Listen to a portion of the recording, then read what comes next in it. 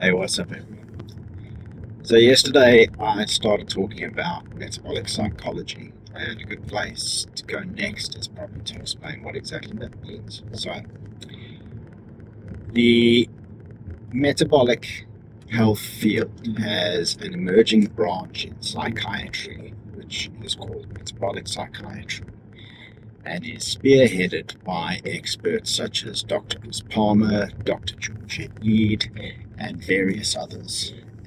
Essentially what they're doing and what they've done in clinical settings, not just in research but in clinical practice as well, is demonstrating that your metabolic health essentially acts as a central pathway in the onset of mental illness.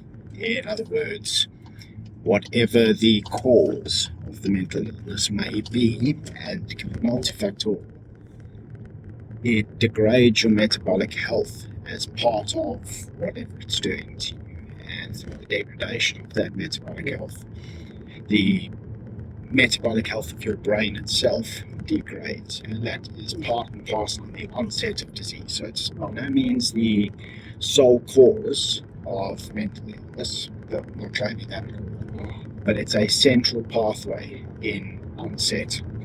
They also figured out that if it's a central pathway in onset, if you can improve the individual's metabolic health, you by default improve the health and the condition of their brain, the physical brain matter, and that in turn can improve and significantly impact the mental illness that they're having and experiencing. In some cases you can reverse the mental illness, in other cases you severely improve or dramatically improve the management thereof. So again, if metabolic health is a central pathway in onset, it can also be a central pathway in reversal, and that is the key bit of information that they've figured out. So they put this into practice in the clinical setting. Dr. Chris Palmer does some fantastic work, Dr. Georgia Eid as well, and there's others too whose names I can't remember off the top of my head. But the thing that stood out to me is that this is psychiatry, and what I mean by that is it's something that they're prescribing for the treatment of mental illness, serious mental illness, stuff like schizoaffective disorder, schizophrenia, treatment-resistant depression, things like that. So they're using metabolic health interventions as an adjunct, as an additional route of therapy for serious mental illness. That's fantastic. But if metabolic health is the central pathway, then the same has to be true from a preventative perspective. And that's what I talk about in terms of metabolic psychology.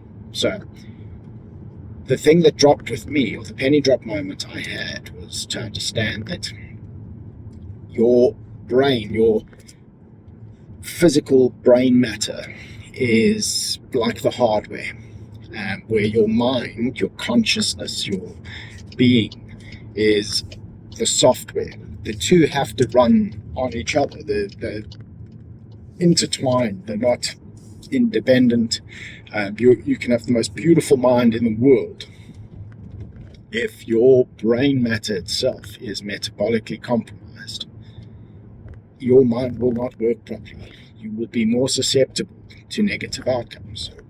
So, with that in mind, if you can do something which improves your metabolic health and by default improves the metabolic health and state of your brain itself, you can improve your capacity to function cognitively, for one, but you can also improve your resistance to or mitigate your risk of negative mental outcomes, things like burnout, things like depression, and so on and so forth. And so that is what I'm talking about when I talk about metabolic psychology. I am talking about understanding that your metabolic health is a central pathway in how your mind functions, that your brain, the physical matter of your brain, is not separate to how your mind works. It's an integral part of it. And therefore, if you do things which improve your metabolic health, which improve the metabolic health of your brain specifically,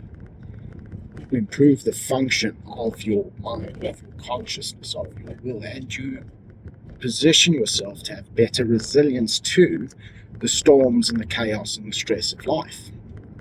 That is metabolic psychology. Now, we use the term psychology because it's like CBT, like cognitive behavioral therapy. It's something that you can do without requiring a prescription, without requiring a sort of medical intervention. And it's hopefully something that you do preventatively, so prophylactically, something that you do to avoid negative outcomes, not waiting to have suffered them first. And that is why it's such a good fit for the SEND community, because we face chronic stress on a day-to-day basis. Now, whether you're a SEND parent, whether you're a SEND carer, whether you're a SEND educator, your environment involves the care of children with complex special educational needs and disabilities, and it is a stressful environment. That's just the reality of it. You are facing chronic stress, which is different to the average, different to the neurotypical. It is elevated and it's sustained for far longer. That leaves you susceptible to risk.